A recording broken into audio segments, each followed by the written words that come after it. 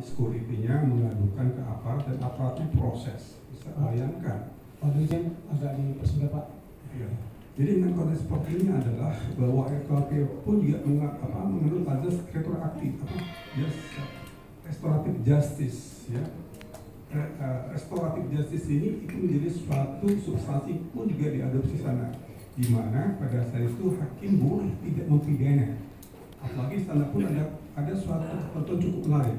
Apabila ada suatu konflik antara keadilan dan kepastian, keadilanlah diutamakan. Nah, ini menjadi suatu hal yang menarik. Makanya kalau kita lihat faktanya banyak hakim-hakim sesungguhnya nggak berani dia memutus. Kenapa? Kasus kecil, tapi karena undang-undang seperti itu dia memutus. Berkonsentrasi pada hukum pidana, maka sesungguhnya itu cuma satu bagian dari sisi kehidupan kita, baik kehidupan perorangan, bermasyarakat maupun bernegara. Ya. Ada 3 sisi kehidupan yang sebenarnya menjadi sangat penting.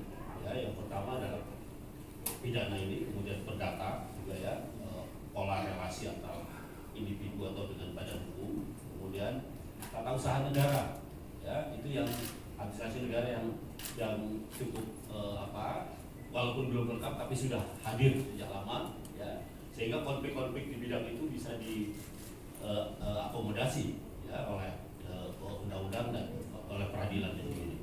Nah, karena itu kemudian ketika kita bicara pidana sebenarnya kan ini sudah bertahun-tahun tadi seperti Pak Dirjen katakan ya, sudah sejak tahun 63 disusun sampai sekarang belum jadi ya kan. Siapa yang malas kita nggak tahu, tapi saya kira dari pemerintah sudah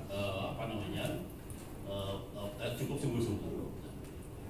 Saya ingin mengatakan di forum ini ada beberapa yang harus diperhatikan dalam kita menyusun KUHP ya.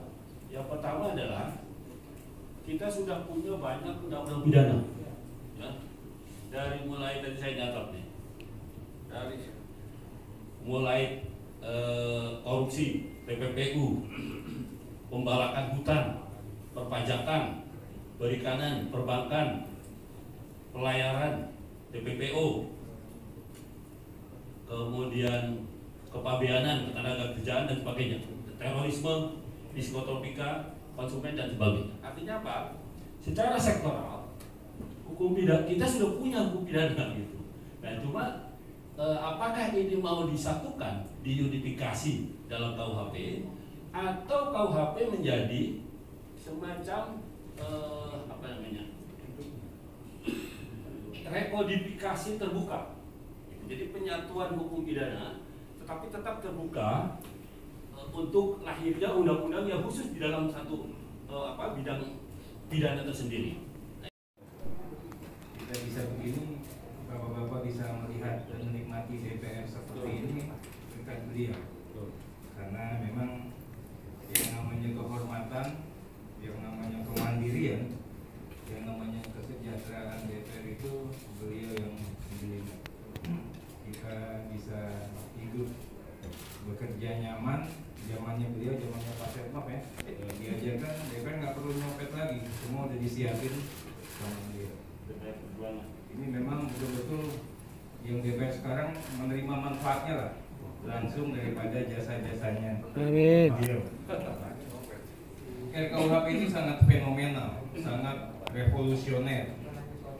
Bagaimana kita semua berpikir untuk mewujudkan hukum pidana nasional, hukum pidana nasional yang berkeindonesiaan, yang bersendikan negara kesatuan Republik Indonesia. Tidak hanya hukumnya, tapi memang bisa diterapkan dari Sabang sampai Merauke, dari Miangas sampai bersendikan asas-asas hukum umum yang diakui oleh masyarakat kita, yang diakui oleh masyarakat adat, yang diakui juga oleh masyarakat universal di dunia. Jadi nggak hanya kita aja yang buat hukum ini.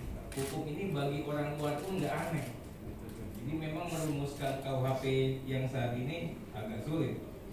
RKUHP ini dipastikan harus juga beradab, namun juga tetap humanis. disesuaikan dengan politik hukum nasional. Makanya berkali-kali saya katakan kepada pemerintah, segerakanlah, karena 9 fraksi yang menjadikan konfigurasi politik ya, sebagai wujud dari pembentukan politik hukum negara nantinya, sekarang sudah siap untuk mensahkan ini secepatnya. Kemudian juga sesuai dengan keadaan dan perkembangan kehidupan bermasyarakat, beragama, berbangsa dan bernegara. Isu globalisasi hadir, isu sosialis demokratis tentang bagaimana semuanya harus tidak liberal, tapi memang harus bersendikan HAM yang di sana. Itu pun juga kita akomodir, tidak hanya HAM partikular yang ada di Indonesia.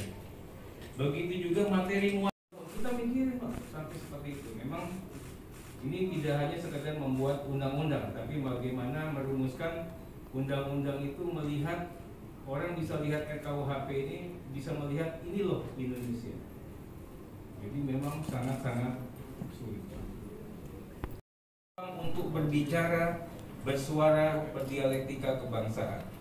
Kami juga dengarkan tadi Pak Fikar sudah mengatakan banyak hal ya. Kalau dilihat masalah pidana, justru dengan ada RKUHP ini pidananya makin berkurang Pak, karena hukumannya ini kita potong semua. Begitu juga pihak pelapor yang bisa mempidanakan pun juga sudah kita atur secara limitatif. Jadi kalau dikatakan membuat penjara penuh, dalam perspektif apa?